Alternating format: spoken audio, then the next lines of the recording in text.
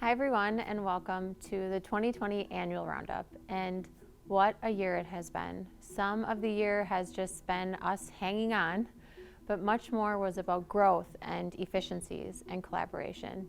It has been a gift to be a part of the incredible progress in this community, and I'm really excited to share it all with you today. As we did last year for the annual roundup, I tried to put all of our topics for today into 4 categories. The first is policy and external operations. And it feels only appropriate to start right off the bat by talking about the coronavirus.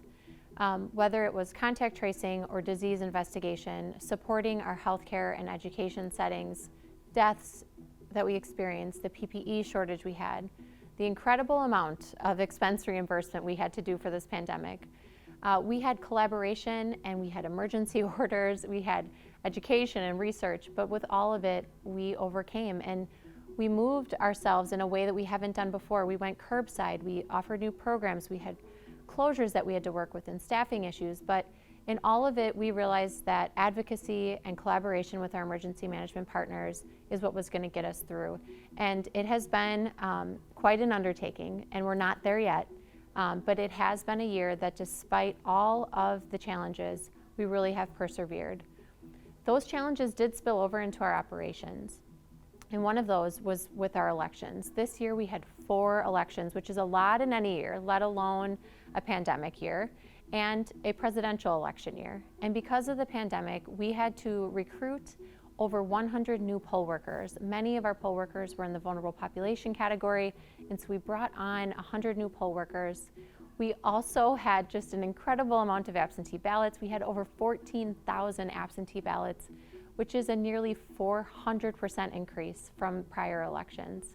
On top of it this year, we also had to do a really big procurement for the shared ride taxi program. And if anyone has worked with a federal or state grant, you know this is a massive undertaking, but the shared ride taxi service is something really important to our community, so we're proud that we got that procured successfully.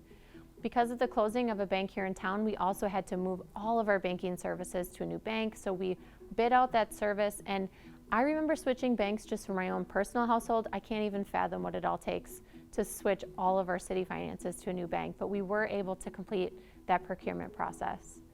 I spoke last year about our stormwater utility. This is something that we continue to work on and improve. We did pass a nominal rate increase that allowed us to hire our first stormwater project manager, and that position is going to help bring us into compliance.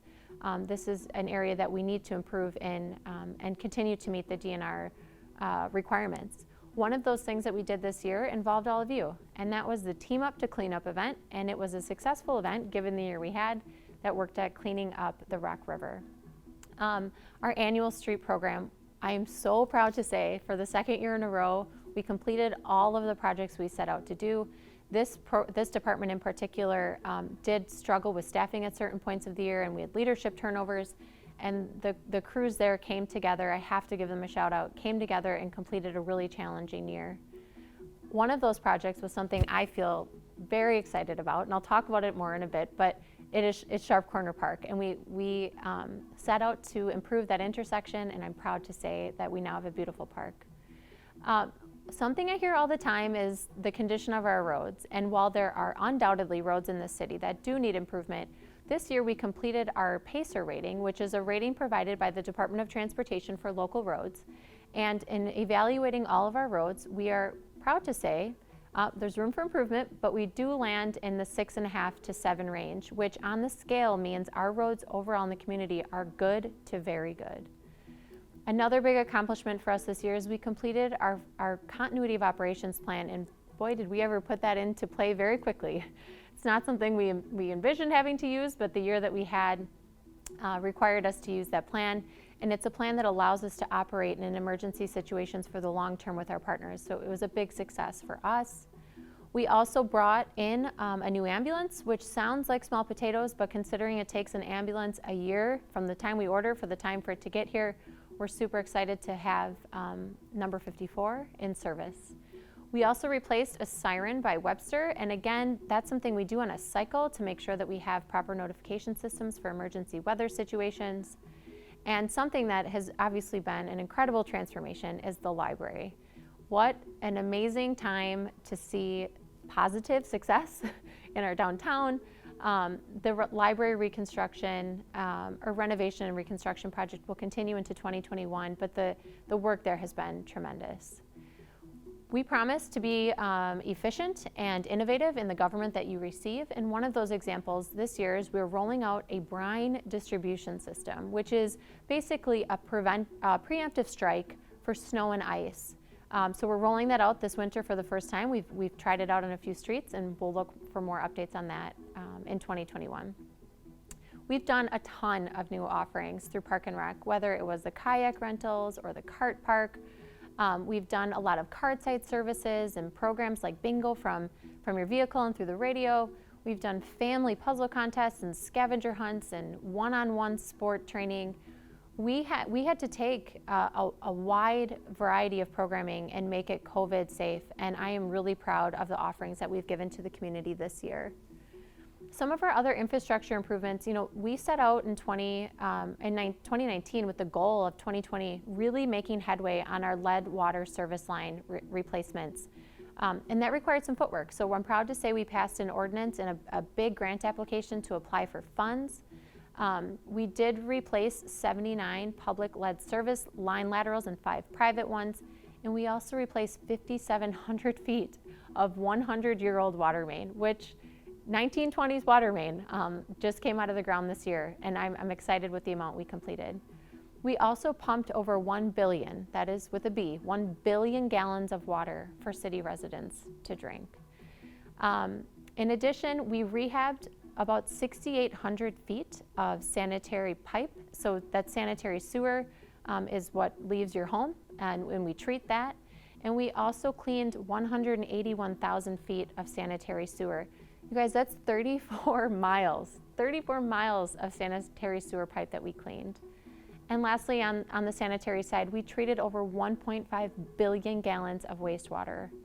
Our police department was the proud recipient of a grant from a very generous foundation here locally that allowed us to get AEDs in all of our squad cars. And I'm also really proud to say the city made investment years ago, and we're able to finish that investment this year and have all of our sworn officers have a body cam. So in a year that there has been a lot of focus, the City of Watertown has been, with the leadership that we've had and the support from our councils and commissions, we've been ahead of that curve, and I'm proud to say this year we completed that, and every single sworn officer in the city has a body cam assigned to them. The next category is about economic development and redevelopment, and I tipped my hand to it earlier, but I'm going to expand on it now. The success that Sharp Corner Park has been is just tremendous. A week does not go by that someone doesn't comment to me about that park. The main impetus was improving that roadway and making it safer. And just this week I had someone tell me it's such a gift to be able to safely maneuver through that area. That was the work of many partners in our community, many private donations as well. And I am so proud that we had just a project to have a positive project in the community in a year like this. Another positive project was the demolition and preparation of the 100 block for the town square. So that construction should begin in 2021, so I'll be able to report on that next year. And we also have been focusing a lot on housing development of all kinds. So this year I'm proud to say we have 3 12-unit multifamily housing buildings that went up, and we've also done a lot of neighborhood expansion on the northeast side and on the west side. With economic development, we also focused in 2019 and again in 2020 with working with our partners in the community. We established the Building Bridges Group, which is the Chamber, the School District, Madison College, and units of government. And this year we focused on educating our educators, where we allowed our educators an opportunity to learn about the businesses here in the area so that they can speak to their students about the business opportunities and the job opportunities in Watertown. We also purchased 172 acres of land. This land at this point in time will be used for in our water and wastewater department, but there's also some area there that could be ripe for development. So we're excited to have some city-owned land that can be developed. And we heard the message loud and clear. I heard it as an older person, and I heard it many times as mayor, that we needed to do a better job of selling our community and telling developers that we are the place they want to be. So we focused this year on creating marketing materials and standardizing our processes. We've become more efficient and more transparent, And we've created development guides and flow charts and checklists. So when someone wants to develop here, they will know exactly how much time it should take and exactly how much money it will cost. And that's something we'll continue to expand on in 2021 as well. We also established methodology for code enforcement. So we really beefed up our code enforcement in 2020, and we've seen the fruits of that labor both privately and publicly.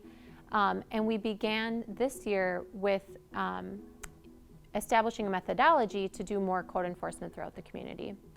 We've made a few ordinance changes as well that are more developer friendly. So we created an ordinance that basically allows that if you have indoor commercial entertainment, that you can also do that outside. The pandemic did kind of perpetuate that change, but I think it's something that'll be really good for our community. And we also added a drainage way overlay district, which will generally allow development along the river with a little bit more flexibility. I think it's very important for people to know, and this is our next category, about the internal operations as well. The city government is one of the community's largest employers.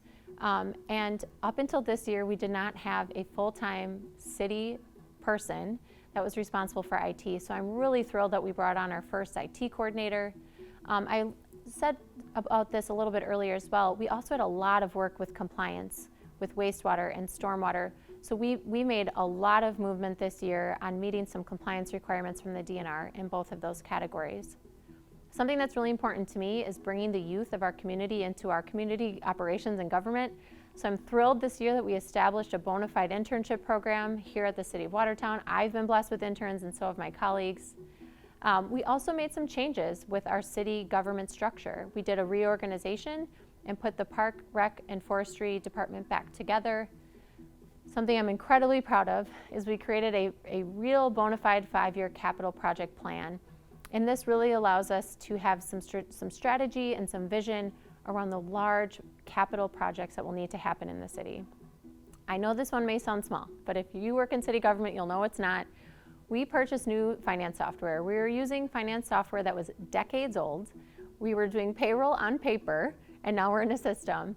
And in doing that, we've created a slew of efficiencies that allows our team to focus on work that provides more benefit to the community.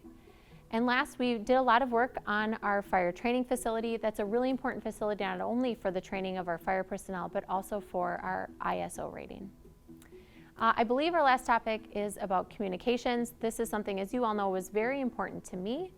And the first thing that we did is we took our mayor meetups and we made them virtual. So we did some in person, but we did some virtual as well.